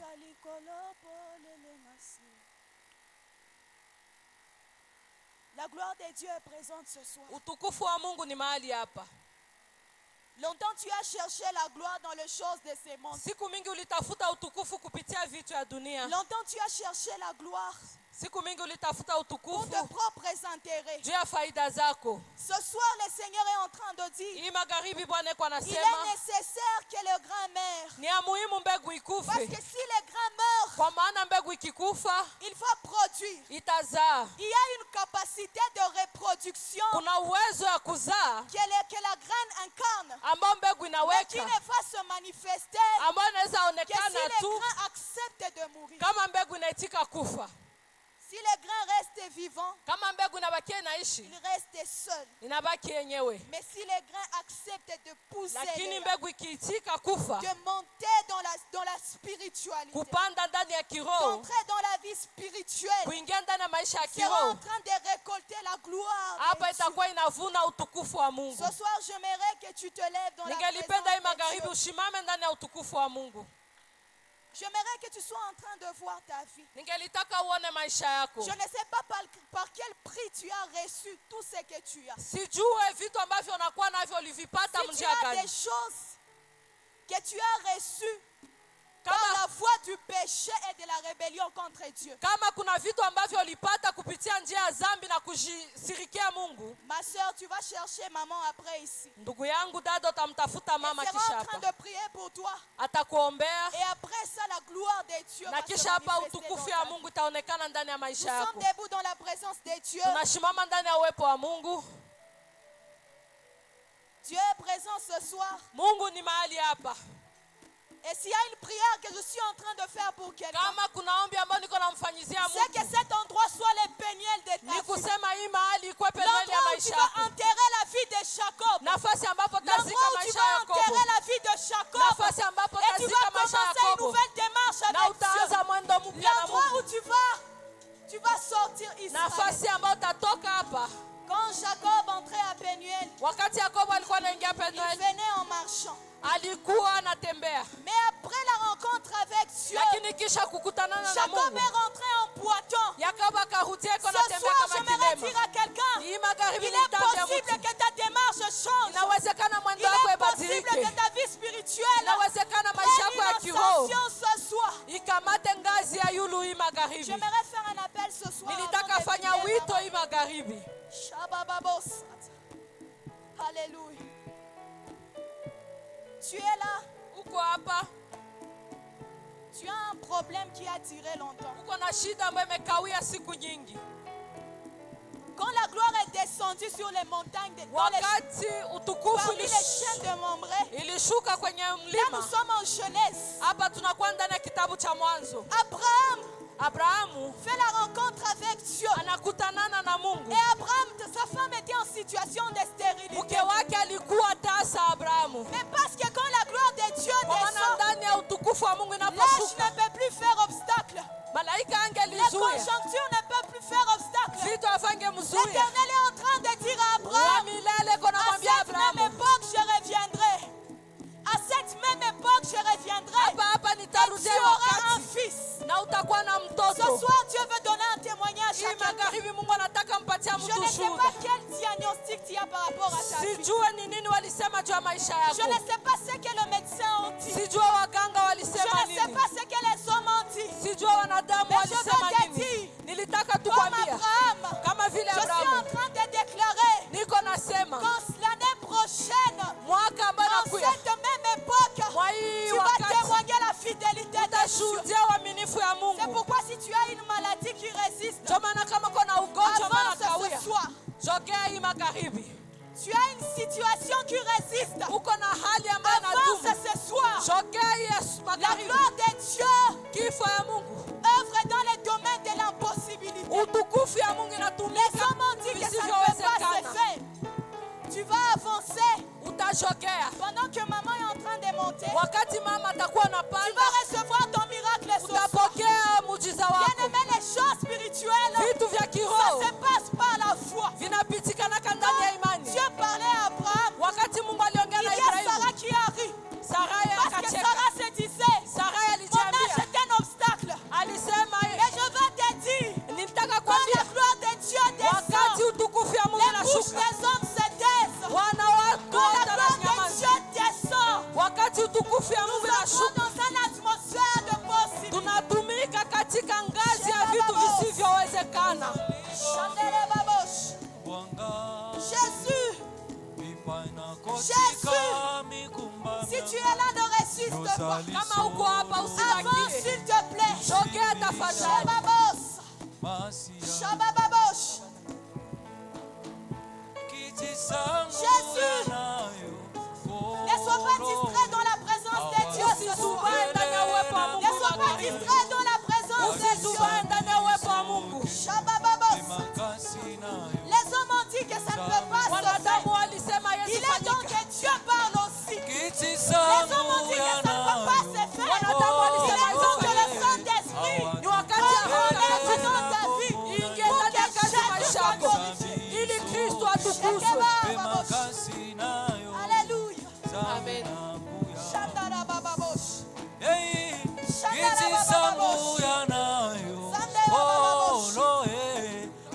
Toi qui es resté, tu peux commencer à monter dans la prière. Commence à désirer la gloire de Dieu. Anza kutamani utukufu wa Commence à Mungu. désirer la gloire de Anza Dieu. tamani utukufu wa Dis à Mungu. Dieu Ambia que cette conférence soit le manuel de ma vie. Dis à Dieu que cette conférence, je suis venu Jacob. Nilikuya Je kama me Yakobo. rencontrer Israël. Nataka rudia kama Israeli. Shekababos. Shatekaya makasu. Isakatea bababosh. Basuma makaya babosh. Sandelele bosh.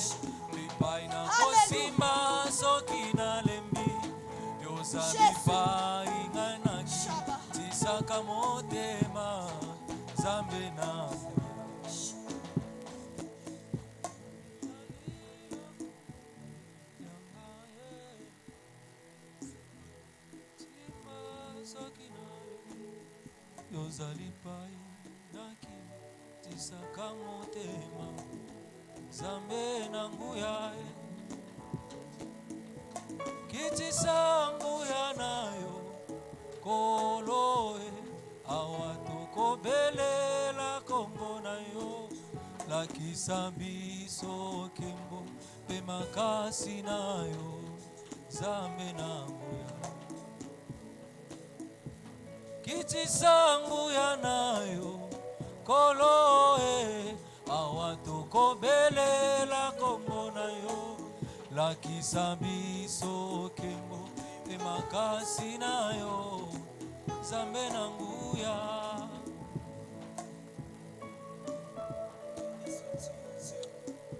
Seigneur, je prie que tu touches ces hommes et ces femmes qui fléchissent leurs genoux devant toi, qui ont des situations compliquées, qui ont des problèmes peut-être qui les dépassent par la tête, peut-être qu'ils sont même déçus, et peut-être qu'ils se disent que tu ne les connais pas.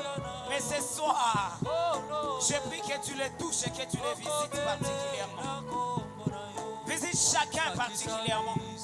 Visite chacun individuellement. Je prie que tu le fasses, Esprit de Dieu. Fais-le, Esprit de Dieu. Fais-le, Esprit de Dieu. Fais-le, Esprit de Dieu. Fais-le, Esprit de Dieu. Fais-le, Esprit de Dieu. Fais-le, Esprit de Dieu.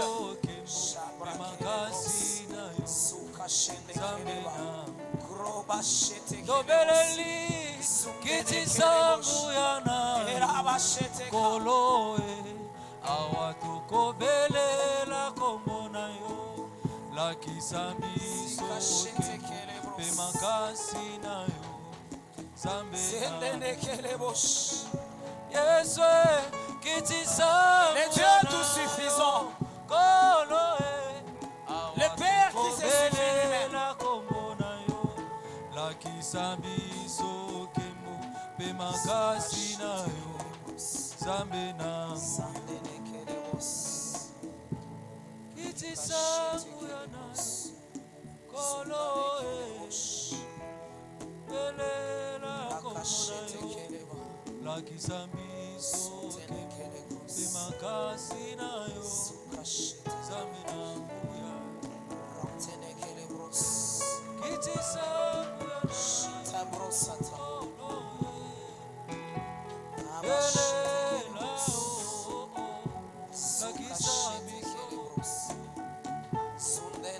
Alléluia. Yozali bobe wangae sipana kotika mikumba miangai yozali solo likonzi lisimbi ndako masiana yozali bobe miangae sipana kotika mikumba miangai yozali solo likonzi lisimbi ndako masiana. Je vais appeler l'un de mes fils, Josué, le mari de l'oratrice. Il va prier, il va clôturer cet état et il va abandonner ces peuples qui fléchissent les genoux devant le Seigneur. Que le Seigneur touche, que le Seigneur impacte, que le Seigneur transforme, que le Seigneur guérisse, que le Seigneur établisse, que le Seigneur restitue, que le Seigneur récompense, que le Seigneur redonne et que ta vie après ces moments soit différente de la vie avant ces moments et que cette prière impacte ta vie. Gloire à toi, Jésus. Gloire à toi, Jésus. Gloire à toi, Jésus. Seigneur, merci pour ces ciels ouverts sur nous.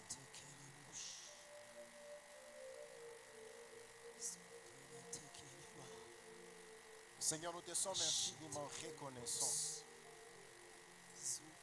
C'est fort, c'est puissant.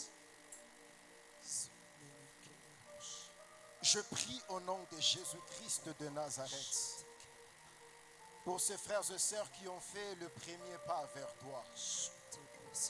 La Bible déclare: approchez-vous de moi et je m'approcherai de vous. Seigneur, ce soir, je déclare et décrète au nom de Jésus-Christ de Nazareth que leur vie ne soit plus jamais la même.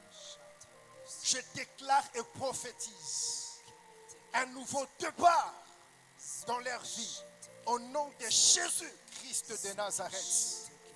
Que le Dieu qui sèche les larmes, qu'il sèche tes larmes maintenant au nom de Jésus-Christ de Nazareth. Je suis en train de faire face à cette maladie qui te dérange.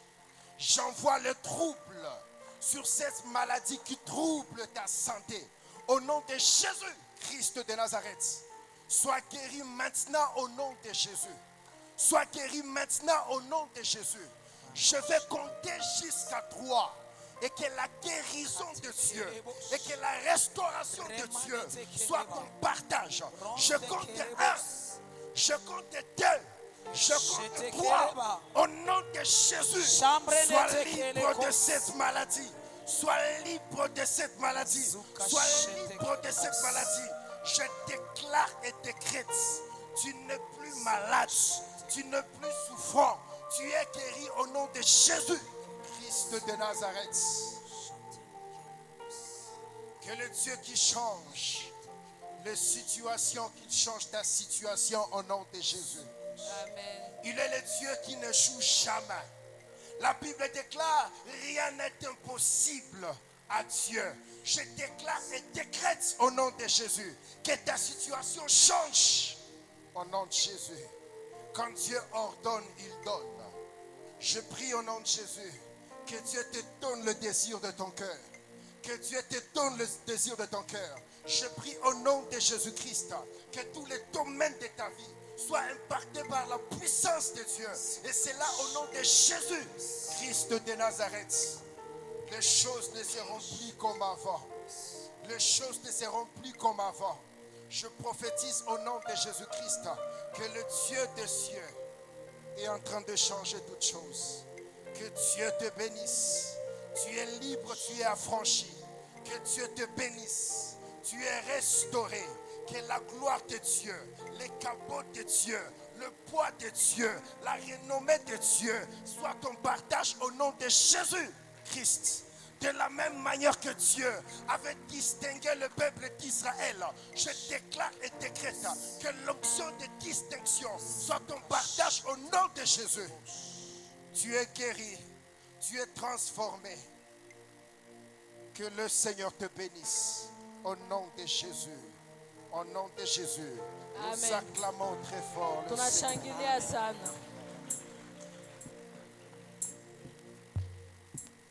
Alléluia. Amen. Alléluia.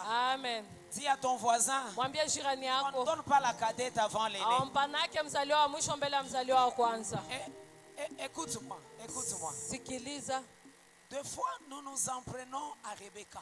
Wakati ingine tunazirikia Rebeka, Nous disons que Rebecca a aidé Jacob. tunasema Rebeka Avole les droits alisaidia d'aînesse. Yakobo kuiba kuzaliwa wa kwanza. Moi, je ne pense pas que Rebecca a aidé Jacob à voler les droits Siwaze d'aînesse. kama Rebeka alimsaidia kuiba hii Les ukubwa. droits d'aînesse a été donné à Jacob par la soupe. Sheria ya ukubwa walimpatia Yakobo kupitia supu.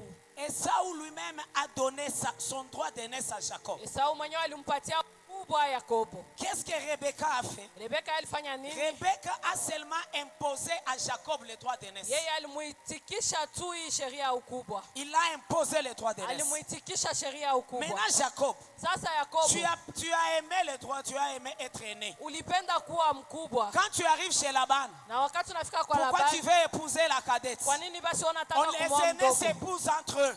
Wakubwa Les aînés wanaoanaka wenyewe s'épousent kwa entre eux. wakubwa. Wanaoanaka wenyewe kwa Jacob chez wenyewe. Laban, Yakobo kwa il a Labani oublié qu'il était déjà aîné. alisahabu kama Il alishakuwa a oublié mkubwa.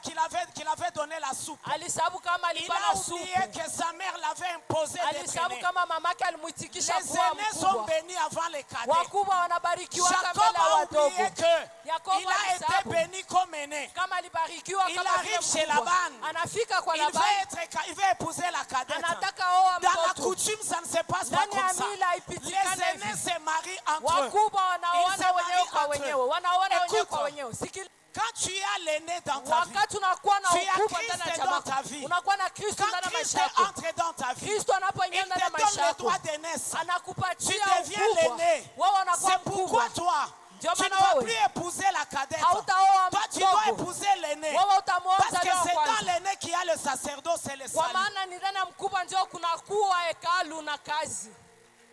Alors quand tu as l'aîné, Wakati unakuwa na mzaliwa wa sache bien kwanza, que tu as déjà la cadette. jua kama tayari Quand ulishakuwa bien na même elle mdogo. ne produit pas, Hata kama elle est azae, stérile. hata kama ni tasa, Contente-toi d'abord des naissances de l'aîné. umufurahie Parce kwanza. que les naissances de la cadette petite kwa maana kuzaliwa viendront ya après. mdogo itakuya La nyuma. stérilité que tu traverses Utasa maintenant, ambao napitia qu'elle ne sasa te batte pas. ili Parce que la sikushitule. stérilité que tu as, Utasa c'est ambao juste nakuwa une nayo apparence. ni maisha Là, kama à l'intérieur de inaonekana. toi, Nafsi tu ndani as yako. déjà produit. Ulisha Parce que zaa. tu as l'aîné. Kwa maana Que unakuwa Dieu na wa te donne kwanza. cette onction. Mungu akupatie ile upako. Alléluia.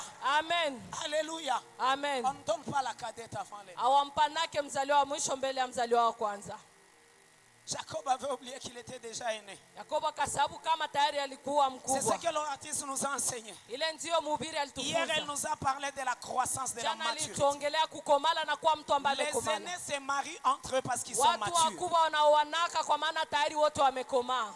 Et aujourd'hui, elle nous a parlé de la mort. Leo anatuongelea kufa. L'aîné qui est Christ, Kristo ambaye il est yeye ndiye mort. mkubwa Il alikufa. a été enseveli. Alizikwa. Et là, il a produit. Na huku C'est pourquoi akazaa. toi aussi, en tant Ndio qu'aîné, maana na wewe comme kama vile Léa, mkubwa kama tu dois Lea. subir des Na mortifications. wewe pia unapaswa Tu dois kupitia mourir mabadiliko. au-dedans de toi. Unapaswa Et fika pendant ndani que kufa tu ndani meurs yako. au-dedans de toi, Wakati uko na tu kufa auras ndani 6 yako. fils. Utakuwa na Et dans watoto wa les 6 fils, sita. Na ndani tu ya watoto auras wa sita Lévi et Judas. utapata Levi na Yuda. Que Dieu te les donne. Mungu Au nom de awakupatie. Jésus. Kwa jina la Qu'est-ce Yesu. que nous disons à Dieu pour notre oratrice? Nini tunaambia Mungu juu ya mhubiri wetu? Que Mungu Dieu akubariki. déverse encore davantage. Mungu amimilie tena Que zaidi. Dieu donne tes limites. Mungu apanue Que mipaka Dieu yako. t'amène de gloire en Mungu gloire. akupeleke Et que utukufu rien hadi ne te soit utukufu. sec. Na kusikwe kitu ya Seulement, kukukaukia. Lakini tu gardes bien l'aîné. chunga Et la vizuri cadette mkubwa viendra après. na mdogo Est-ce atakia que tu peux nyuma. acclamer le Seigneur? Naweza mshangilia Mungu, On va donner à Dieu. tutampatia Mungu, Tu vas prendre tes offrandes tutakamata sadaka zako et nous allons prier pour ces offrandes. na tutaziombea hizi sadaka. Interprète, tu peux prier pour les offrandes.